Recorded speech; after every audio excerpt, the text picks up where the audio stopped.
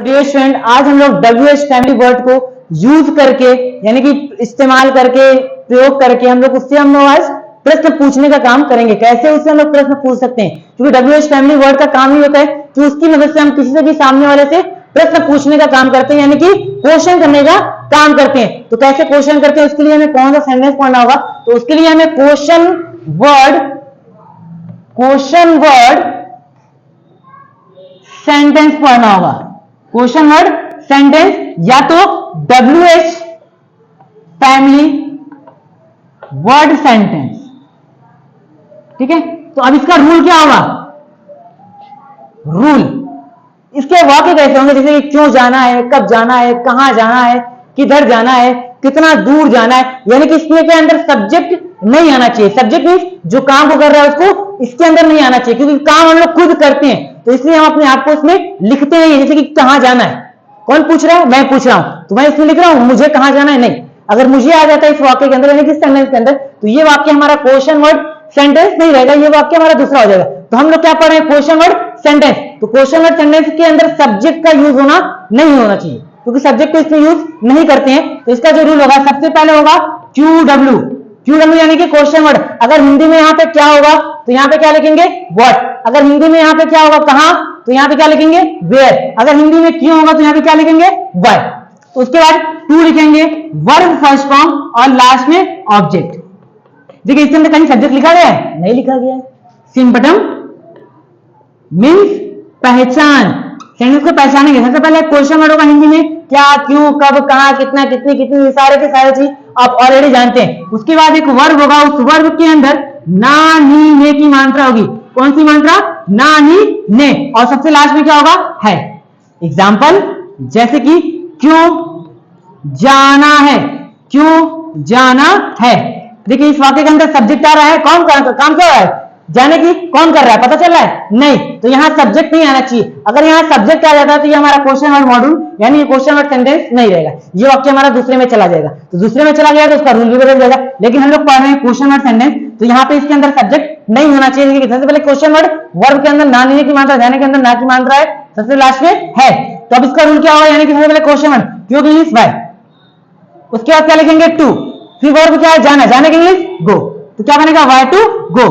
जैसे कि अगला कहां पढ़ना है, कहां पढ़ना है, तो क्या इसका बनेगा, वेयर टू रीड।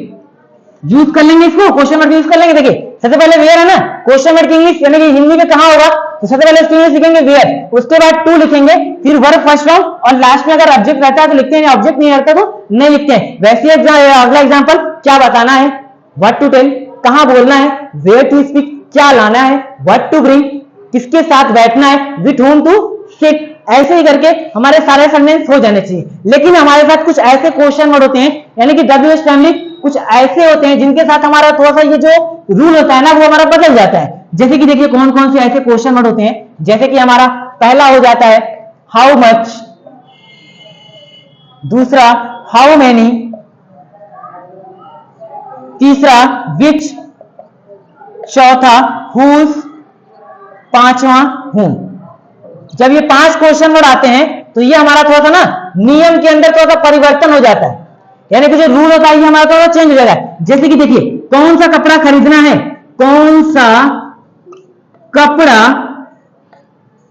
खरीदना है, खरीदना है।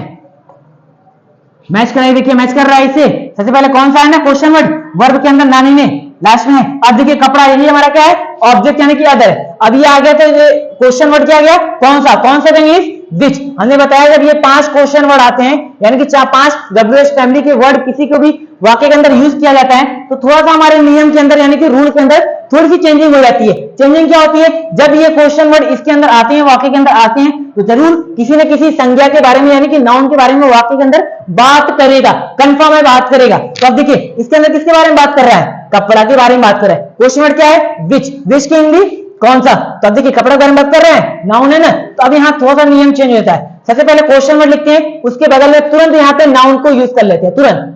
जब ये 5 क्वेश्चन वर्ड आते हैं तब यहाँ पे हमारा तुरंत नाउन हो जाएगा। तो सबसे पहले विच, तो अब देखिए विच आ गया ना, तो अब इनके तुरंत बगल में हमको नाउन को यूज करना है।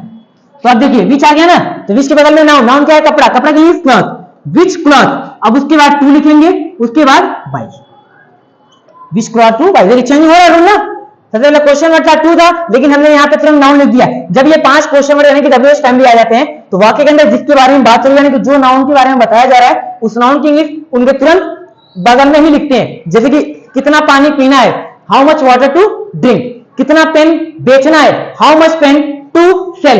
वैसे ही अगला एग्जांपल, जैसे कि क्या बोलना है, व्हाट टू स्पीक, कहां बोलना है, वेयर टू स्पीक, क्यों बोलना है, व्हाई टू स्पीक, कैसे बोलना है, हाउ टू स्पीक। तो एक सेंटेंस आपके लिए, जैसे कि इंग्लिश स्पीकिंग क्यों सीखना है, तो इसका आंसर आप कमेंट बॉक्स में बताइए।